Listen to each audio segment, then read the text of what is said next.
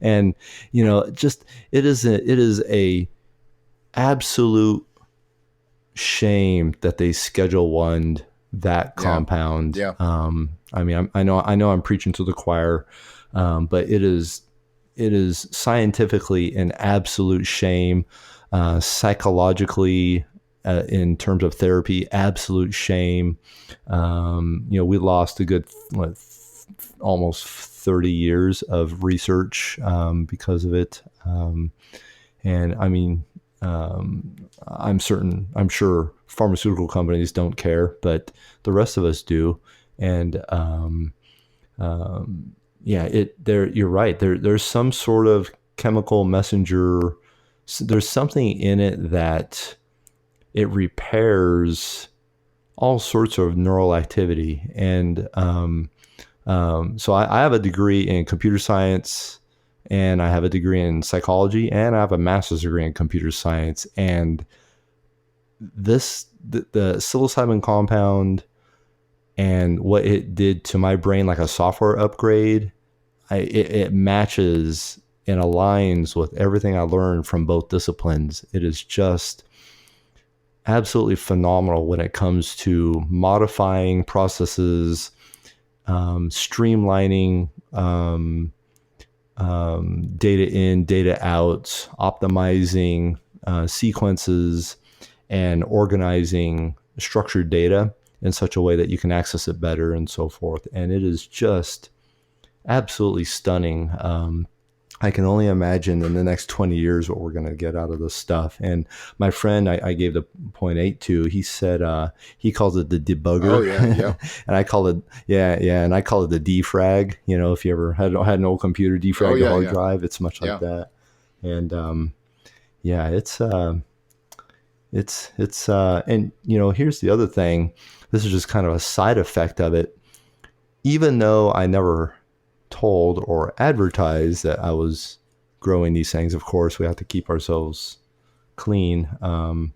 I do tell people that I just grow like lion's mane, no big deal. Oh, yeah. And I get these messages occasionally on other social medias and whatnot, and they're like, "Hey man, do you have a way to speak encrypted?" I'm like, "Yeah, we can." And I like I said, I was crypto specialist in the military, so I can handle this stuff. And we fire up Signal or whatever, and it's a friend of mine that I haven't talked to in like 15 years, and he's like, "Yeah, I've been growing these things for 5 years." I'm like, "Holy crap, I never knew that." So now I have like a couple of friends that I've known forever. They were also former DOD and whatnot, and that's where I knew them from. But yeah, they also grew, and it's like, this is really, really cool. And much to the namesake of your podcast, help find the others. I mean, that's what it's doing. I'm being reached out by friends of mine that either need it, or they also grow it and consume it themselves. And it's a really interesting little network kind of being formed. Mm-hmm.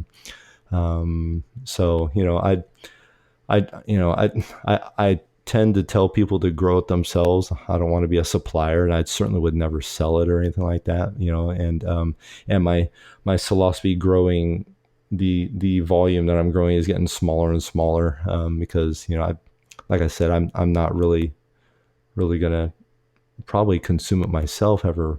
I may never do it again, but as other people need it, they can have the rest of my supply. But and reishi take up a lot of room too. So, I mean, there's a fascinating effect. Much like some of those brain eating funguses that control ants and make them crawl around, and the ants are still sentient. It's controlling the body and making them crawl up on the end of a leaf so their spores can pop out the top of their brain. I mean, these things control, and we can benefit from this, I think it's more of a mutual beneficial relationship though than they're going to pop out of our brains at some point. But I do think that that it's and it because as much as we want to feel we're individuals, like we're a fucking hive mind, and the internet We is are. making that even tighter. And the fact that, like, if you wanted to grow any kind of mushrooms, you're going to type it into the internet, which is connected to our hive mind, and it's going to go, oh, you mean cubensis, and so it's like it's there, it's already there. And Mm-hmm. and and Yeah, yeah, that's yeah. why I totally agree with like Stamets's view that like the mycelium built all this. Like us and everything we built, the mycelium built it first. And like I kind of fucking Yeah. get that, like Yeah, yeah, yeah, yeah. The people talking about all right, so let me think about this. So a person eats a psilocybe and he has the effect in his mind. So now he gets on the internet and transmits that thought to someone else or someone else's out on the internet, and now those people go and eat them. So now we just had over the internet transmission of the mushroom thought process that they put in the first person. So they tell the first person to do something. He transmits it over the internet. Thousands of other people hear it. Now those people go do it, and now they're cultivating. And now that mushroom, the mushroom doesn't know anything about the internet, but because of its effect on the first person, that mushroom is now expanding because of that. And it's just another network that the psilocybin was able to manifest yeah, I through. mean, yeah, and And it all yeah, goes back to uh I like Terrence McKenna. I mean, obviously there were some others before him, but as far as like the internet, that spread that we're talking about, like, let's be honest, it started with America. American culture has spread more through that network than anything else. And Terrence and Dennis brought fucking mushroom spores from an area where it grew a lot to an area that it didn't grow that much and it wasn't part of the culture. And to this day, it is it's spreading so much and so fast just from their idea to take these spores and put them in their clothes and smuggle them across the border, has spread to the point where, like, a dumbass fucking you know, fantasy hockey commissioner like me who puts a hashtag 5 dry grams in silent darkness has, a couple 100,000 people watch a video of me talking about doing it. It's spread yeah, that far from them just being in a field under the stars with a guide going, these mushrooms will do the same thing as ayahuasca. They weren't even looking for them. So yeah, I mean it, and that's what I mean by you getting it, even if, like you said, you never do it again. Like you made that connection there, and I think that's the messenger part of them. So yeah, yeah. It's fantastic.